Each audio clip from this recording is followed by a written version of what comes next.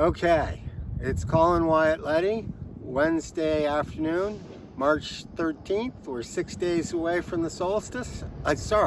Equinox on the 19th, the balance. Boy, I was jumping ahead there. We're going to talk yet again about the housing crisis. I hope no one thinks this is an old issue or in any way passé. There is even more urgency than ever. Let me make a whole slew of points.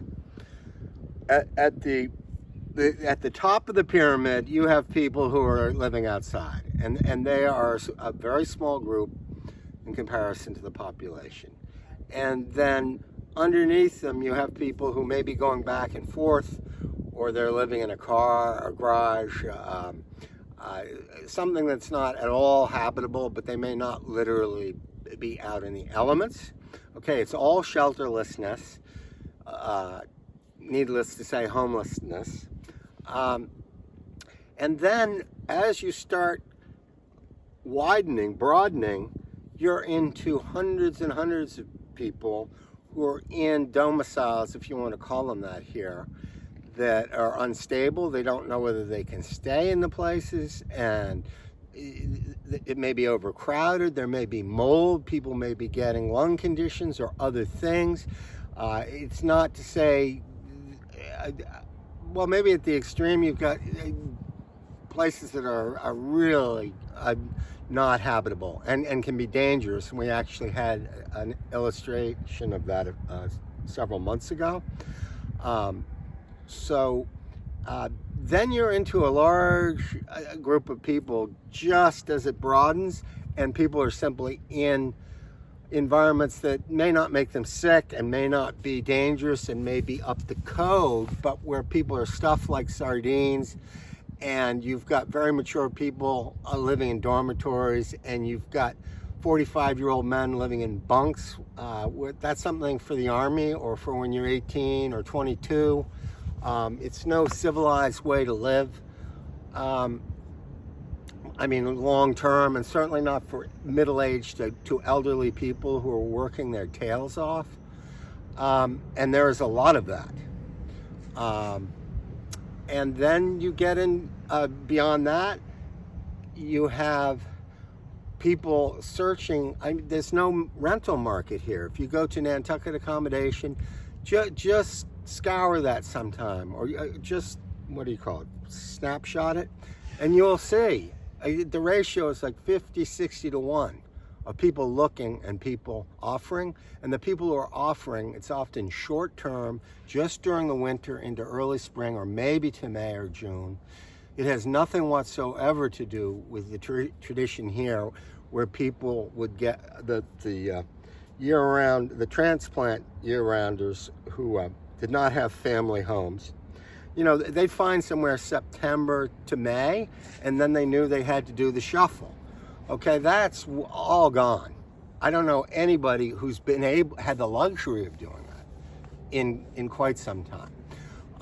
So there's nothing there. And even if you have even if you're very highly paid, I know people who are very skilled here, who have very high wages and have plenty of money in the bank, and they cannot find a rental. I mean, even a high-end rental. And people are constantly being stuffed like sardines, too many people to a room, no privacy. I guess if you're working all the time, and not to mention people renting couches as bedrooms, which has been going on here for years. Then you can go higher up, and you have people, and this is a new phenomenon, and it may be a luxury problem, but I've known people who've been here for many years as renters, and very high-end renters, meaning they come with their families in July and August, and there are people of great means, and those are starting to dry up. I've had people come to me on the beach, particularly last summer, but the summer before as well, who told me, we've been doing this with this landlord for 15 years. They said, this is it. I mean, it's happening again and again. If you go beyond that, you have a group of people who may, and this is more speculative, but I know this is occurring. I just don't know at what rate. There are people who have worked all their lives. They want to retire on Nantucket, and now there's no low-end housing to buy. So it's affecting things at every level until you get to the very, very top. And you know, once you're into 10 to 20 million, then it's it's different. If you have 2 million,